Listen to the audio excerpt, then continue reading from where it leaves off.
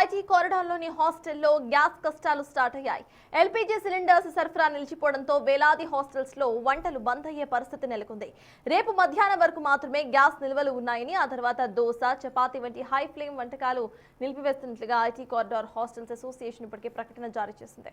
కేవలం పరిమితమైన భోజనం మాత్రమే అందిస్తామని విద్యార్థులు సహకరించాలని కోరుతున్నారు. వాళ్ళు ప్రత్యామ్నాయంగా కట్టెల పొయ్యిలు, ఎలక్ట్రిక్ కుక్కర్స్ ను ఆశ్రయిస్తున్నారు. హాస్టల్స్ లో ఎల్పీజీ గ్యాస్ కొరతపై మరింత సమాచారాన్ని మా ప్రతినిధి అంజుమ అందిస్తారు. ఇరాన్, అమెరికా, ఇజ్రాయెల్ యుద్ధ వాతావరణ పరిస్థితుల వల్ల ఇప్పటికే అనేక రంగాల మీద దీని ప్రభావం అనేది కనిపిస్తుంది. తాజాగా ఎల్పీజీ గ్యాస్ షార్టేజ్ కొరత వల్ల నగర వ్యాప్తంగా అనేక హోటళ్లు, రెస్టారెంట్లు మూతపడ్డాయి. అయితే తాజాగా ఐటీ కారిడార్ హాస్టల్ అసోసియేషన్ వాళ్ళు కూడా పలు నిర్ణయాలను తీసుకున్నారు. వారి మెన్యూలో పలు వంటలను కూడా తగ్గిస్తున్నట్లుగా పేర్కొనడం జరిగింది. ప్రస్తుతం మనం కాజాగూడలో ఉన్నటువంటి ఒక హాస్టల్లో ఉన్నాము.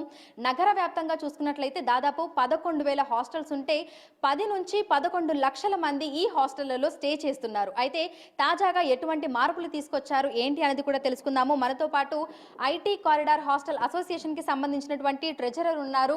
ఒక్కసారి మాట్లాడదాము మహిదర్ గారితో. నమస్తే సార్. సార్, చూస్తున్నాము అంటే మనకి ఈ వంట గ్యాస్ షార్టేజ్ అనేది కూడా చాలా రోజుల నుంచి కొనసాగుతోంది. సో ఎట్లాంటి చేంజెస్ అనేవి చేశారు మెన్యూలో? మెన్యూ ఏమి తగ్గలేదండి. అంటే ఎక్కడైతే గ్యాస్ కన్జంప్షన్ ఎక్కువ ఉన్న ఐటమ్స్ ఉన్నాయో అవి తీసేసి ఆల్టర్నేటివ్గా వేరే ఐటమ్స్ యాడ్ చేస్తామని మనం గెస్ట్లకి చెప్పామన్నమాట. అది కూడా ఏంటంటే నిన్ననే సడన్గా ఒకేసారి సిలిండర్స్ అయిపోవటము, మనకి ఇంకా సిలిండర్ సప్లై లేకపోవటం వల్ల ఈరోజు రేపు వరకు రావచ్చు.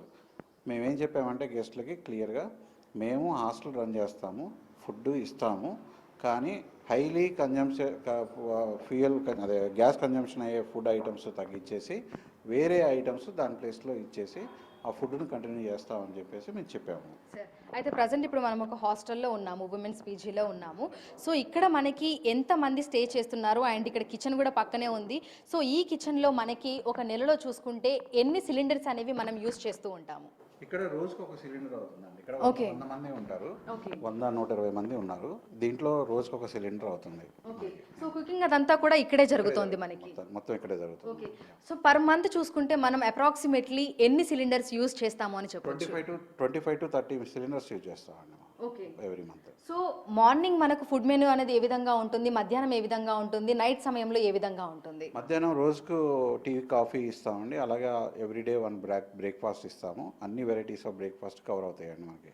అంటే దోశ ఐటమ్స్ కానీ, పెసరట్టు కానీ, లేదంటే ఊతప్ప కానీ, రోటీ, చపాతీ కానీ, లేకపోతే పూరి కానీ, అన్ని రకాల బ్రేక్ఫాస్ట్లు రిపీట్ అవుతూ ఉంటాయి. ఎవ్రీ వీక్ రిపీట్ అవుతూ ఉంటాయి. లంచ్కి ఏమో జనరల్గా 2 కర్రీస్, ఒక రైస్, సాంబారు, రసం ఇస్తాము. అలాగే ఈవినింగ్ కూడా అలాగే ఇస్తాము. వీక్లీ 2 మేము చికెన్ ఇస్తాము, వీక్లీ 2 ఎగ్ ఇస్తాము. Plus morning and evening roti serve చేస్తాం. మనం రోటీ కంపల్సరీగా సర్వ్ చేస్తాం. ఎందుకంటే నార్త్ ఇండియన్స్ కూడా చాలామంది ఉన్నారు, మన వాళ్ళు కూడా చాలామంది ఈ రోజుల్లో చపాతీకి, రోటీకి మొగ్గు చూపుతున్నారు కాబట్టి ఇస్తున్నాం. ప్రజెంట్ అయితే ఇప్పుడు మనకు కిచెన్లో దాదాపు 4 సిలిండర్లు అయితే కనిపిస్తున్నాయి. సో ఇప్పుడు షార్టేజ్ ఏ విధంగా ఉంది? ఇవి సరిపోతాయా లేదంటే ఇంకా రావాల్సి ఉందా? ఎట్లా ఉంది పరిస్థితి? లేదండి, సిలిండర్లు ఆగిపోయినాయి, రాలేదు. ఇప్పుడు మా దగ్గర ఉన్న స్టాక్ ఈ రోజు నైట్కి వస్తుంది, రేపు మధ్యాహ్నం వరకు వస్తుంది అంతే. ఇంకా రేపు ఈవినింగ్ నుంచి గ్యాస్ సరిపోదు, లేదండి. ఇక వేరే ఆల్టర్నేటివ్ పెట్టుకోవాలి. ఇంకా సో మనకి అంటే నార్మల్గా కిచెన్తో పాటు సెల్ఫ్ కుకింగ్ అనేది కూడా ఉంటుంది కదా, సో దానికి సంబంధించి సపరేట్గా ఒక సిలిండర్ని అందుబాటులో ఉంచారా? సెల్ఫ్ కుకింగ్ దాకా సిలిండర్ ఉండేది, కానీ అందరు పర్పస్ సర్వ్ కావాలి కాబట్టి సిలిండర్ తీసి ఇక్కడ పెట్టడం జరిగింది. సెల్ఫ్ కుకింగ్ కూడా ఒక సిలిండర్ ఎప్పుడు పెడుతుంటామని. సో ఇప్పుడు 4 సిలిండర్లు అయితే అందుబాటులో ఉన్నాయి. రేపు మధ్యాహ్నం వరకు ఇవి వస్తాయి అని చెప్తున్నారు. మరి రేపు సాయంత్రం పరిస్థితి ఏంటి? దానికి సంబంధించి ఏమైనా ఆల్టర్నేట్గా ఆలోచించారా? మేము ఆల్రెడీ ఆల్టర్నేటివ్ చూసుకుంటున్నామండి. ఒకటేమో ఎలక్ట్రికల్ స్టవ్ ఒకటి పెద్దది తీసుకోవాలని, ఎలక్ట్రికల్ కుక్కర్, రైస్ అవి తయారు చేయడానికి. ఇంకా కట్టెల పొయ్యి కూడా పెట్టాలని ప్రయత్నం చేస్తున్నాము. అయితే ప్లేస్ కన్స్ట్రెంట్ ఉంది. ఇంకా ఎవరిదన్నా ఇక్కడ 2-3 హాస్టల్స్ కలిపి ఎవరన్నా ఒక ఖాళీ ప్లాట్ ఓనర్తో మాట్లాడుకొని దాంట్లో పెట్టుకుందామని చెప్పేసి మాట్లాడుతున్నాం.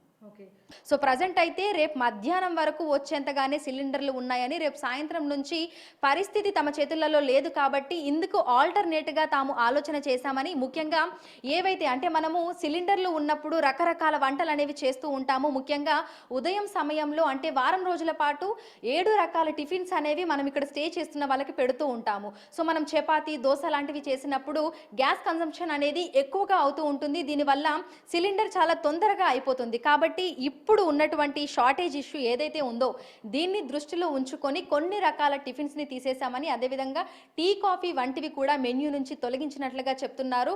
ఇక ఎలక్ట్రిక్ రైస్ కుక్కర్లు తీసుకోవడము, అదేవిధంగా కట్టెల పొయ్యి మీద వండాలి అనేటువంటి ఒక నిర్ణయాన్ని తీసుకున్నారు. కాబట్టి అందుకు అనుగుణంగానే వీళ్ళు ఆ మెన్యూని మాత్రం డిజైన్ చేస్తున్నామని చెప్తున్నారు. సో ఇది ఇంకొక 10-15 రోజుల పాటు ఇదే విధంగా కొనసాగిన ఇప్పుడు తాము ఏదైతే నిర్ణయం తీసుకున్నామో దానికి అనుగుణంగానే ఎలక్ట్రిక్ రైస్ కుక్కర్లు, అదేవిధంగా కట్టెల పొయ్యి మీద వండి తమ హాస్టళ్లలో స్టే చేస్తున్నటువంటి వాళ్ళకి పెడతామని, తొందరగానే ఈ పరిస్థితులన్నీ సద్దుమణిగి మళ్ళీ ఒకప్పట్లాగా పరిస్థితులు ఉండాలని కోరుకుంటున్నట్లుగా కూడా హాస్టల్ అసోసియేషన్ కి సంబంధించినటువంటి నిర్వాహకులు అయితే తెలుపుతున్నారు. విడుదల సుమేర్తో అంజుమ, బిగ్ టీవీ, హైదరాబాద్.